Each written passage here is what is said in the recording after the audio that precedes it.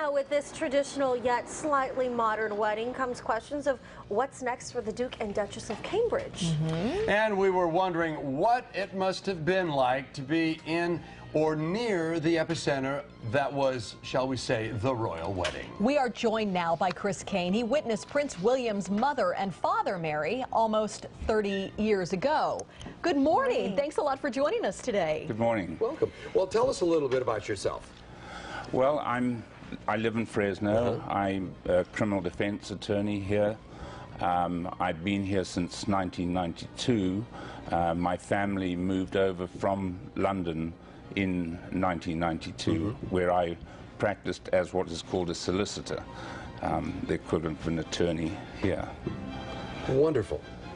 How you lived in London up until 1992 then? Yes, I lived there from 1976. I was actually born in Africa, in Zimbabwe, as it's now called. And we moved in 1976. Because of political unrest there. Correct, yes. It was a very tough time at that, well, it still is now, of course. Were you an attorney when you were in London as well? Or a solicitor, as you call them? Yes, I became a solicitor there and practiced with a firm of what are called ecclesiastical attorneys who are based, they still are based, in Westminster, right adjacent to Westminster Abbey. So we had the privilege of being right in the center of that church, and we could see all the ceremonies that are going on. Lord Mountbatten's funeral, obviously the royal wedding with Princess Di and Charles. But you weren't just one who looked out the window. I mean, you had business sometimes with members of the royal family. Yes, my firm represented the Church of England, the Archbishop, and were responsible, for example, for issuing marriage licenses, because any royal wedding there has to be a special marriage license.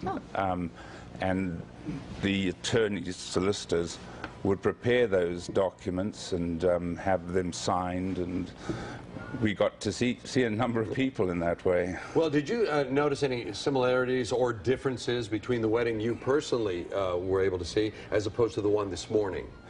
Yes, from what I've seen, the wedding today has been much less formal than when Prince Charles and Di married. At that point, I guess the firm, as the royal family is known, they were much more into protocol and formality and that sort of thing. And of course, as we all know, once after the tragic death of Diana, the Queen really had to reinvent the firm to become much more public friendly, so to speak. And I saw that.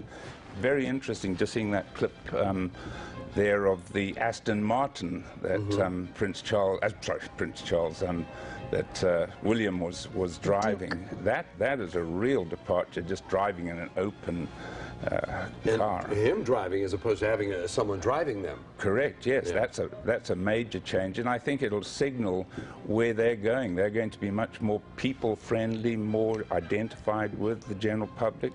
And I think that's essential if the royal family are going to survive. A lot of people here in the U.S. are saying, why is this such a big deal? People get married all the time. They're not necessarily royals.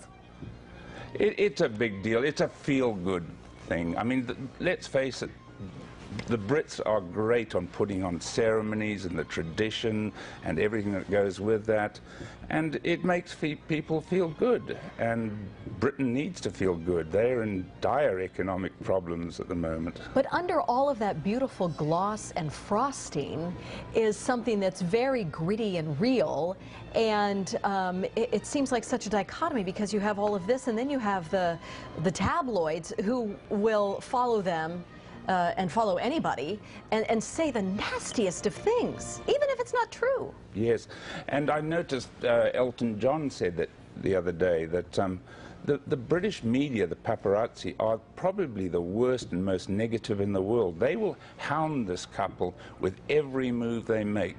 They will be looking for some sensational breakthrough, and quite often it's not even true. So I really, although it's a great day for them, it's a joyous time for them, I actually feel sorry for them. I don't think they're going to have any privacy whatsoever. Do you think they'll have to become more protective of their privacy, even though they want to reach out to everyone Do you think they're going to have to pull back a little bit for their own sake and sanity?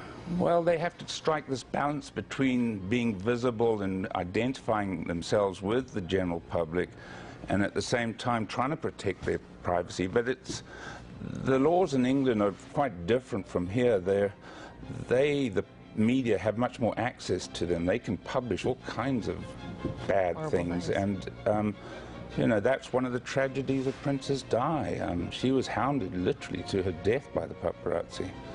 I got to ask you this because maybe you'll be able to answer this, because so many people are wondering, okay, Prince William, he's a prince. Kate Middleton marries him. Why isn't she a princess? Well, she will be a princess, but she's not directly, William is not directly, he's second in line to the throne. The Queen has bestowed a she's now a Duchess, the Duchess of Cambridge. So that makes her part of the royal family, but not a princess at this point. The next step would be princess. Correct. In the line. Okay. Yes. Should the Queen die and then Prince Charles becomes king? Or He what becomes about king. What about the Queen's husband? No. What's his deal? He's just the Queen's husband. He's along for the ride. He's along for the ride. Does she give him a title too? Yeah, he's the Duke of Edinburgh. Yeah. Okay. Okay, so let's say, okay, I almost feel like I need a dry erase board. I know.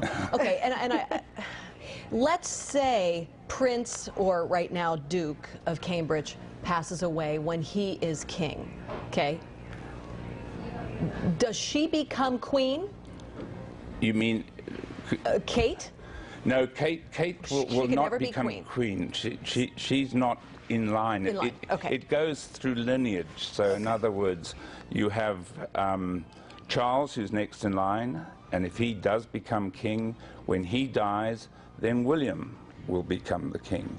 And then it'll fall on any children that they may have. And what about the brother? They only come in if many people die off. Oh, okay. But so she'll always be, when he becomes king, she'll always be Princess of Wales, which is the title that her mother-in-law had. No, that's a separate title. Oh, my word. So it won't change. So if they don't have children, hypothetically speaking here, again, I feel like I need a dry erase board just to chart it all out. Okay, if Kate and William do not have any children, and William, for whatever reason, passes away, would Harry then become? That's possible. Okay, because I'm he's in thinking, I line. saw the King's Speech, and so I'm starting to understand it a little bit, and I'm like, okay, this is who that person was, and so just as one of the brothers decided to step down from the throne, the other brother came in, so it goes. That's correct. They'll find somebody, let's put it this way. They'll find somebody. They'll find somebody, no matter what happens. I'm sure. Oh, wonderful. I'm sure. All right, this final, we've got a couple more seconds left. This big day, what is the one thing that you take away from this the most? Just the tradition that people love about Britain. I find it fascinating. I think people make or get as excited over here as they do in England on an occasion like that.